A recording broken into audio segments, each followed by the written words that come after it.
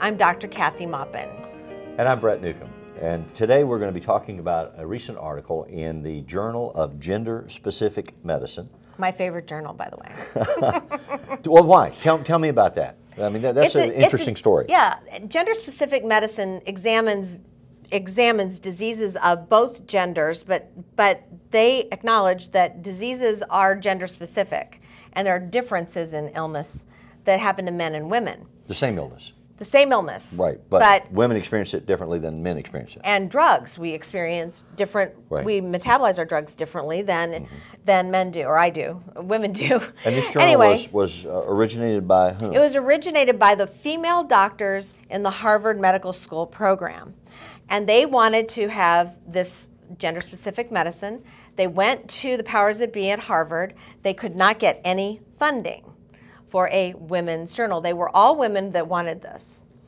So they then sent out a request to everybody and the surgeons. I was in the American Academy of Surgery in terms of just being somebody who gets their journal. So I got the journal. I got a request for money from them, from the American College of OBGYN doctors. I got a request through that for money. So I sent them $300 or something like that.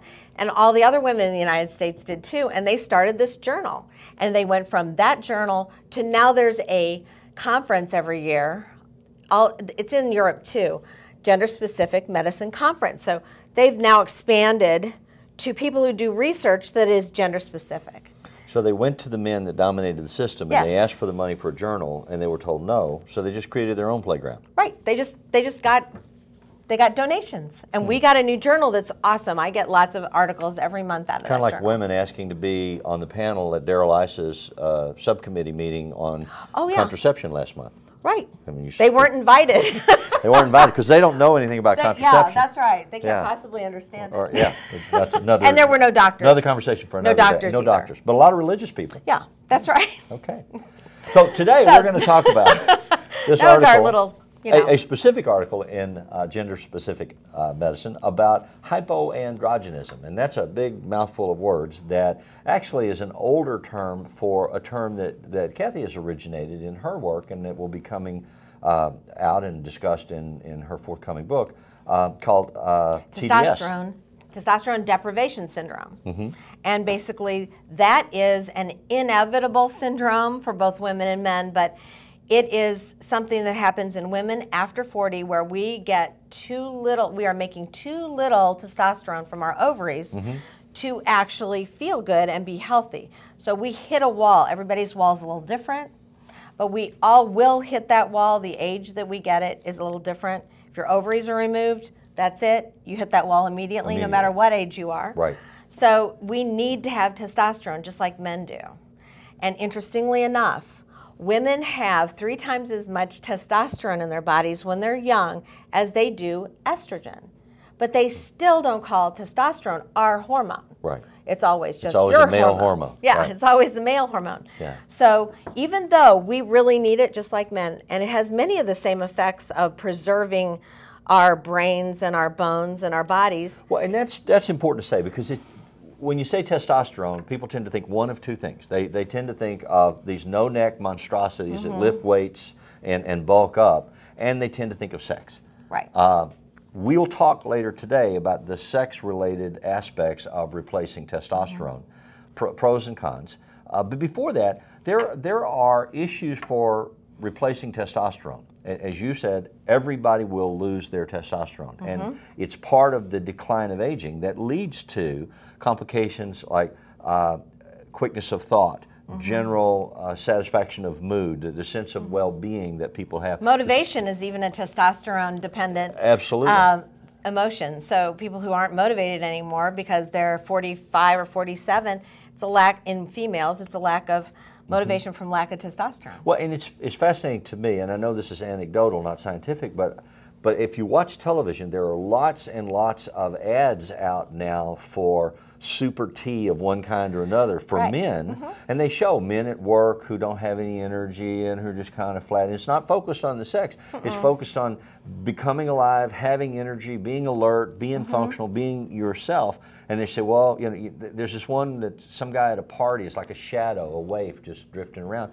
Then he takes super tea and he comes back and everybody's going like, "Hi, Bill," and he, you know, and they don't show any of that for women. No, they don't even acknowledge really the general medical community, except for works like this and books like this, don't really acknowledge that testosterone is even something we need, or that it was even a prevalent testosterone or hormone when before menopause or before andropause, really. Well, so that brings me to starting at this. I usually start at the back on these articles because that's where they write their summary, and scientific articles are sometimes tedious to get through. So I just want to get to the point.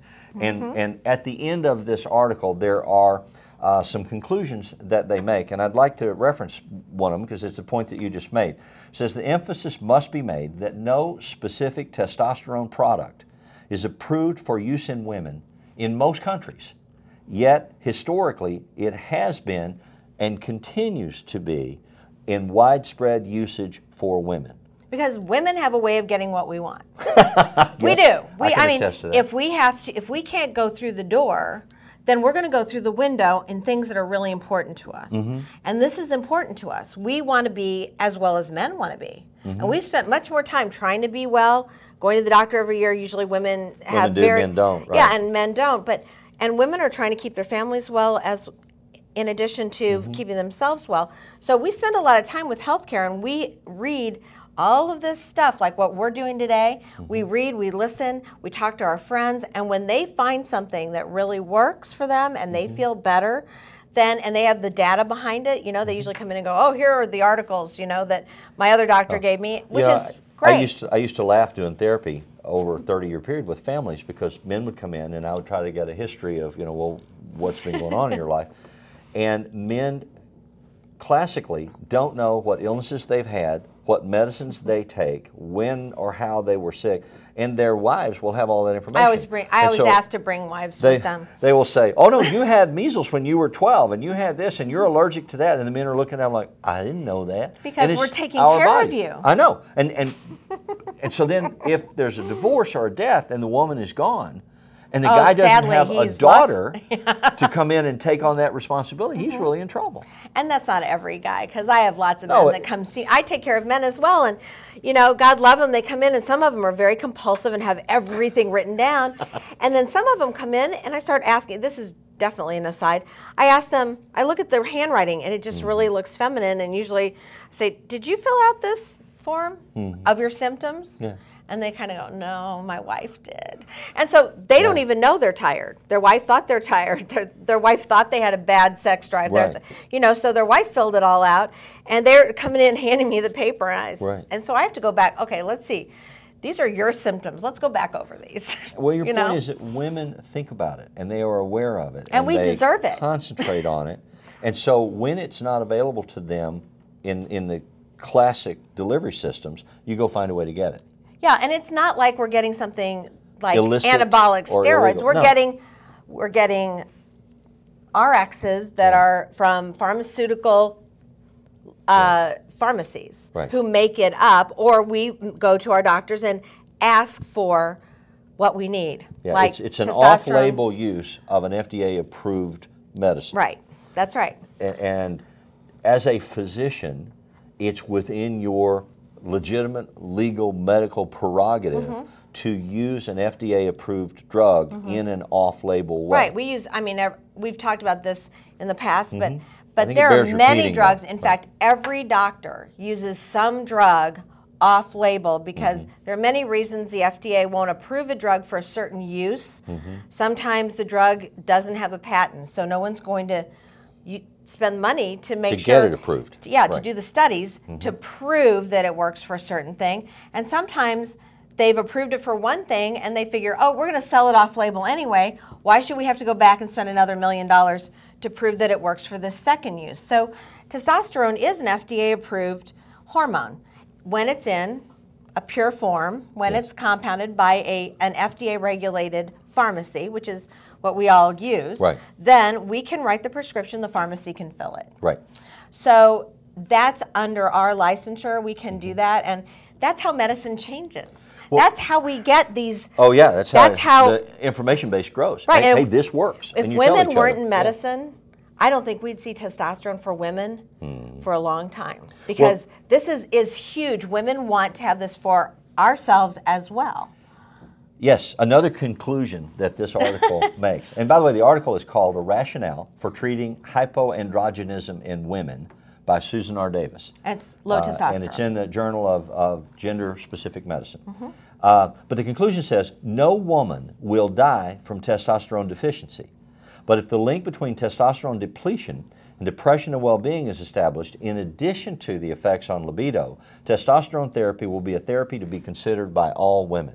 That's right. So, That's right. so her emphasis here, because there are already known positive outcomes in regard to libido, but her argument is there are other factors that women are concerned about, like mood and depression and bone density and breast cancer, that if they get testosterone, and these links are being investigated now and being confirmed, that this testosterone replacement is something that every woman ought to think about having.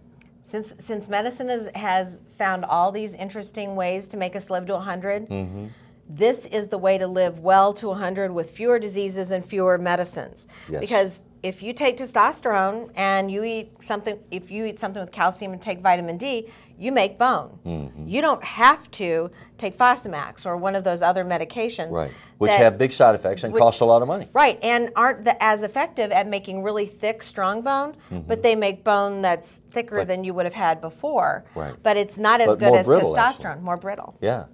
So, So there's some terms that are used in this article. It is a scientific journal, and the presumption is you know these words. So there are a couple terms that I would like for you to define and make distinctions in. One is free testosterone from bound testosterone. Okay. Can you explain the difference there? our ovaries make testosterone and put it into the bloodstream. And then in the bloodstream, we make proteins that bind up some of our testosterone. That inactivates it. So bound testosterone is inactive. We have no place to store testosterone except in our blood. Okay? So what we store it in our blood. Until it's reabsorbed into the body, it just floats in the bloodstream. Right, and it's like our backup plan. We have testosterone bound up, it doesn't work, it can't attach to any cells. Can you unbind it? Yeah, well, yes, you can. But you can't, you unbind it by controlling the binding agent, which is a protein, sex hormone binding globulin, which is a protein made in the liver. And so that binds it. So we produce something in the liver that binds the testosterone made in our ovary. They join in the bloodstream, and your body, it's invisible. You can't, your body doesn't see that testosterone. The only testosterone your body sees is unbound or free testosterone. Free of binding is what it means. Free testosterone is active. So when we're looking at testosterone, we look at the total number of, or the total like representative number or concentration of testosterone in our body, which means the bound up or inactive testosterone and the free, which is the active. But then we sort out free testosterone, and that's really a reflection of how you feel, of the testosterone that's working in your body. And this article says only 1 to 2% of the total testosterone in your body is free. That's the rest of it is blocked or bound by this sex hormone binding globulin. Hormone binding, SHBG. That's right. So that means that all of the good feeling and libido increase and the positive outcomes that come from having enough testosterone are really a result of that 1 to 2% of free testosterone that's floating in your body. That's right. And rarely do doctors look at free testosterone. Well, the blood tests don't measure it. They look at total. They look at total, but I measure it because I just ask for both total and free. And there's a test that will give you that. Right, and I know that on every patient. And so I can tell if they have a lot of binding. If they have a lot of binding and they have very little free, then they don't feel well. It's as if they don't have any. So the only way really to combat that is to increase their dose so that the pie gets bigger, so that little So slice of the that 1 to pie 2%. gets bigger. Right. So that the pie of total testosterone enlarges, so that that piece of pie contains more free testosterone. And that's how we adjust. There's no other good way to adjust. There's no way to unbind testosterone from a doctor's standpoint. Unbind it. You can just add to the total volume of it. Right, and since the total number really doesn't matter because it's invisible, it's just the free that matters. We have to order them together. Yeah. But really, all I want to know is what the free is. Okay, so the free is what you're concerned with. This article goes on to say that the mean circulating level of testosterone, the average level of testosterone circulating in your bloodstream, declines gradually with increasing age. There's not a critical event that causes it to drop, like an injury or an illness. Unless we have our ovaries out. Unless you have your ovaries out. So we're talking about premenopausal here.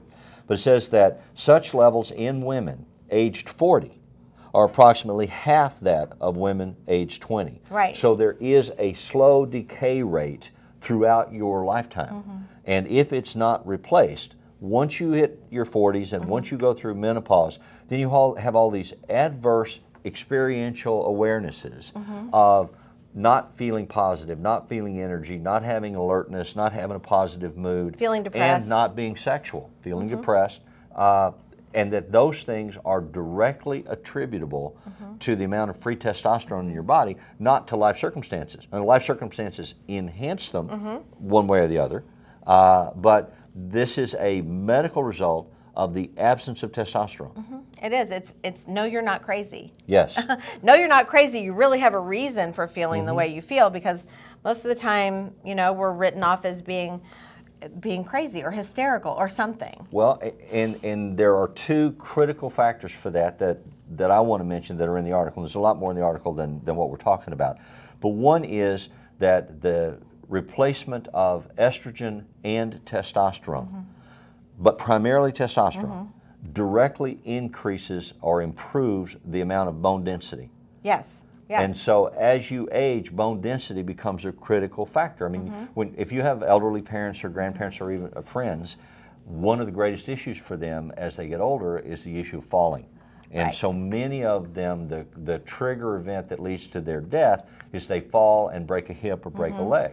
And that has to do with bone density and the structure of the bone. And so if you can prevent the bones from becoming brittle and weak, then they're not going to have the balance and fall problems that you associate with getting old. Well, testosterone affects your balance. Yes. And I hear that a lot from especially from men, because women feel like they shouldn't have balance anyway, but men know that they have balance because of sports. You know, women don't usually complain about balance issues, but men do. And when we give them back their testosterone, that affects their balance, and their balance comes back. So it's kind of a twofold thing. Testosterone deprivation causes you to lose your balance so that you're going to fall, because how many times do you fall? I mean, we don't fall very often when we're well and we have our testosterone.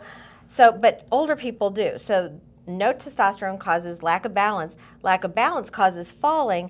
And then if you're falling on thin bones because you don't have estradiol or testosterone, then you're going to break a hip, and that may lead to your death. Yes. So those are the things that... They break their hip, they can't get out of bed, they get pneumonia, they die. Well, and they can't get out of bed because they don't have any muscles. Right. And so it's kind of, it's related to every stage of this aging, very old age, aging process. I mean, it's the thing that really makes us unable to live on our own. And you have people that come in that are in their 70s and even in their 80s that start this regimen then and receive improvement, but it's better if you start it younger. Yes, it is. It's one of the things that we notice is that, or we know because of the studies, and we notice, is that we stop thinking really well after about 65, and that's usually... I think I started after puberty. Okay, well, that's your special case. You're in that 1%. But most of us stop thinking well when our testosterone hits a critical level. Well, that's just a warning sign. Because if you go without testosterone for 10 years, your risk of Alzheimer's goes way up. And if women go without estrogen, that's another 10 years. If we take it, that it can delay it. So if we take, let me sort that out. If we take estradiol and testosterone, from the time that we lose it, and in that first 10-year window, then we can delay Alzheimer's. Women can delay it 20 years by taking estradiol and testosterone. And that's if they're genetically predisposed to get it in the first place. If you were going to not get everybody's it, going to get it at 75, right, or any kind of dementia, if you were going to get it at 75, then you're going to get it at 95.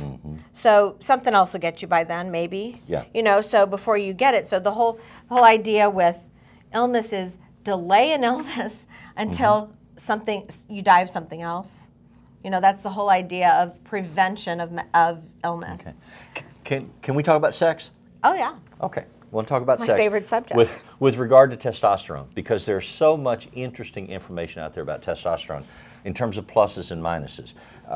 Quickly going through, and I won't read all of this, but what the article says is that women who replace their testosterone will want to have sex more frequently, that the blood flow to their vagina and the lubrication of their vagina will improve, and it won't even without estrogen, it improves. Yes, with just the testosterone. And that orgasms improve in frequency and kind. So there are some experiential benefits from that that a lot of people would say, well, that'd be a good thing if that could happen. That's usually the first thing patients come back to me and say, oh my gosh, my sex life is amazing. I mean, that's the first thing they say. Yes. Because it had gone away. It had gone away, and it had become either non-existent or mechanical. Right. And now it is vibrant. Just like it used to be. It's a direct result of increasing the testosterone. But some people are concerned about side effects. So let's talk about what those are. The article says the potential masculizing effects of androgen therapy, which means replacing the testosterone, include the development of acne, hirsutism, which is means hair, facial hair, deepening of the voice, and excessive libido. Now, I don't know why excessive libido would be a masculine trait, but we'll allow that. I don't know either. For argument's sake, we will allow that. Okay. It says these are cosmetic side effects that are rare if supraphysiological hormone levels are avoided. In other words, if they don't overdose you to the max and really alter your persona by this influx of chemicals, if they do the regular amounts that you can test for and know when somebody's in their range. When we get to the blood level that is in range. Yes. Right. Then you don't, most people don't have these side effects. And the ones that do, the side effect that you hear the most about is facial hair. Right, and facial hair, we battle facial hair in most people except the very blonde patients who never had facial hair. So we battle that with testosterone.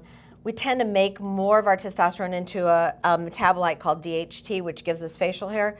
So we block that conversion with spironolactone, which is a diuretic.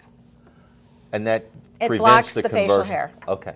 And the women that do have it, do they have it like just, you know, a hair will grow here and a hair will grow here? No, or do it's they usually have like blonde fuzz or some, I mean, it usually looks like kind of like peach fuzz.